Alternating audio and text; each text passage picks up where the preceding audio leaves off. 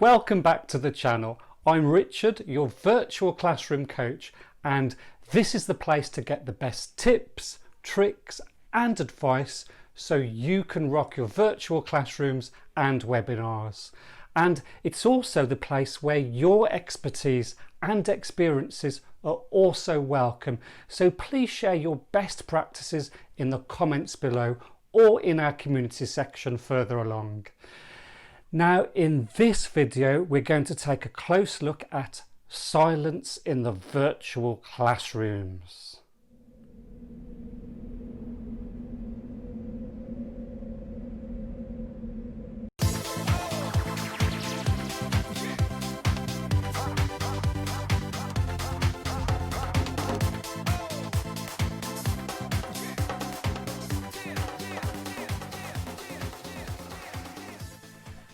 So when it comes to silence or noise in virtual classrooms, there's two phrases that come to mind for me.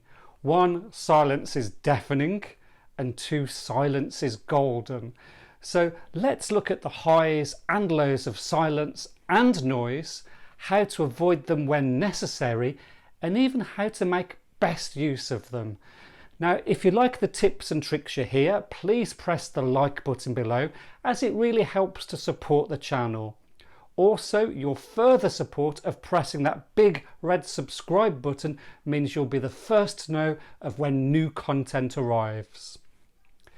So there are times when noise is good and there are times when silence is good, and there are always ways to control both to use them to your advantage.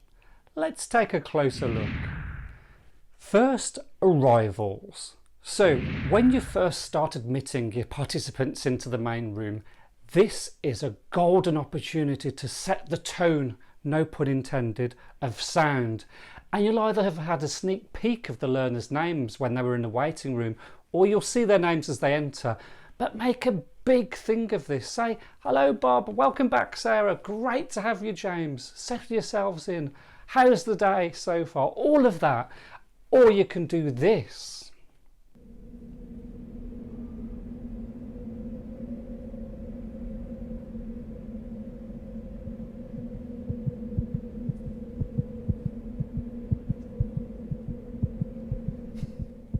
Now, which one is better? Which one will really relax your participants, take away their anxieties, and set the expectation that joining in is not only expected but part of the fun?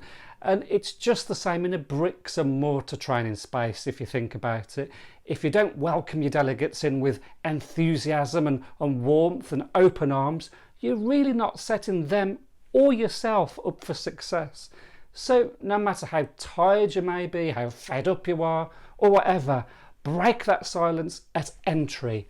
Every single time. Mute, mute, mute. So if you're running the sort of VC where you can have participants off mute all the time, and for me that's usually small numbered groups, but it does really depend, then that is great because they can join in instantaneously and there's no tech for them to consider or put them off. However, listen out for those noise distractions and react fast. For example, some participants may be at home or even in public spaces where they can suddenly be interrupted, and of course it can be uncensored as well. So be quick to mute any distracting noises. And as you know, you may be able to cope with that noise, but trust me, for the other delegates it's a distraction to learning. And they can even see it as discourteous, and it can even be embarrassing for that one person or for everyone. So be tech savvy and know how to mute an individual or all of them, and fast if necessary. Posing questions for verbal responses. So this is how it might go. You're set up for a conversation with a theory, an idea, a topic, and you then pose a question for responses. Then everyone responds by speaking on their microphones simultaneously, and within a split second it's a car crash of noise and chaos. For you, you don't know how to react. For your learners, it's awkward, lots of, oh, sorry, oh, or even a, sorry, you go first, and everyone's thinking, you who? Now, it may seem like a small issue, but believe me, it can make or break the rest of the participation ahead.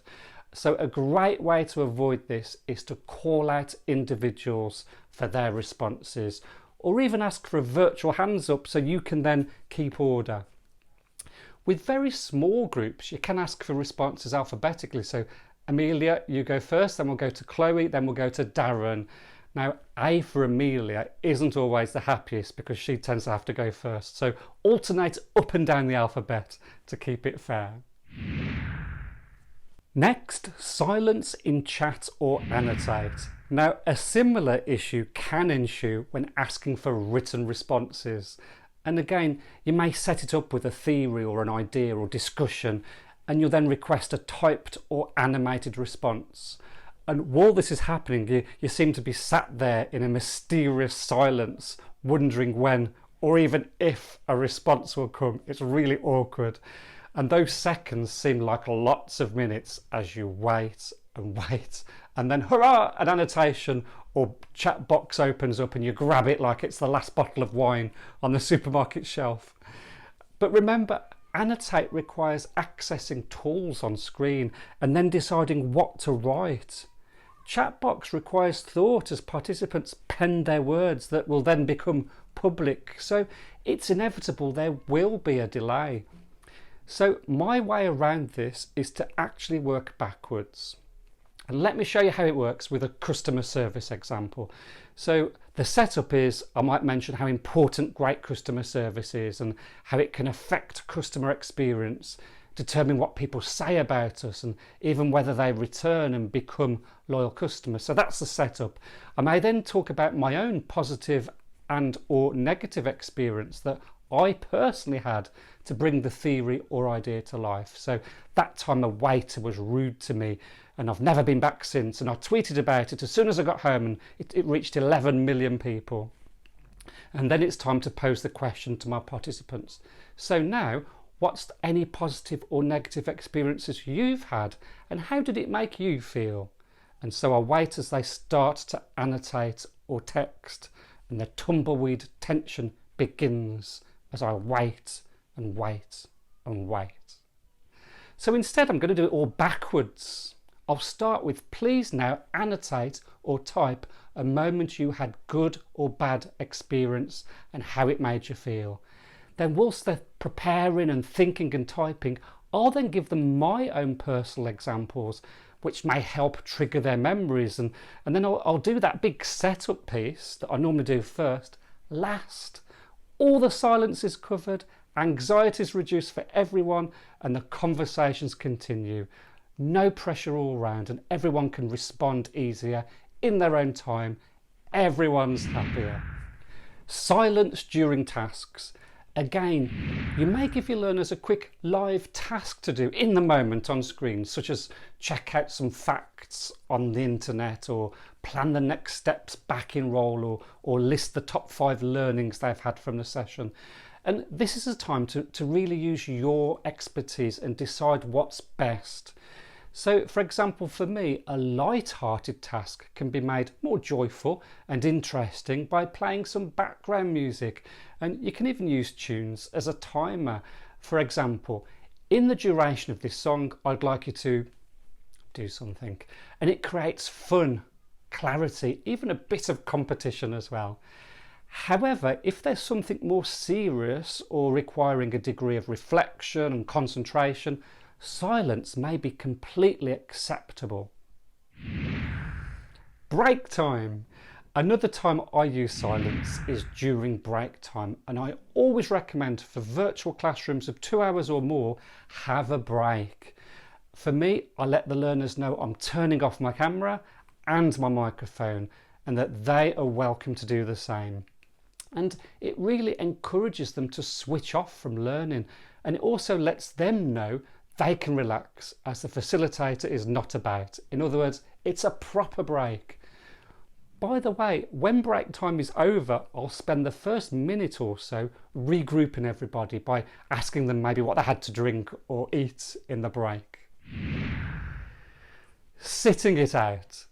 Now, if you're experiencing silence in the early stages of a virtual, don't give in to it by answering for them or just moving on. Just like in a bricks and mortar setup, if you wait and let the silence happen, it will eventually break. And yes, it may feel painful, but if you allow learners not to contribute just that once, they will know they can do the same throughout, and they will.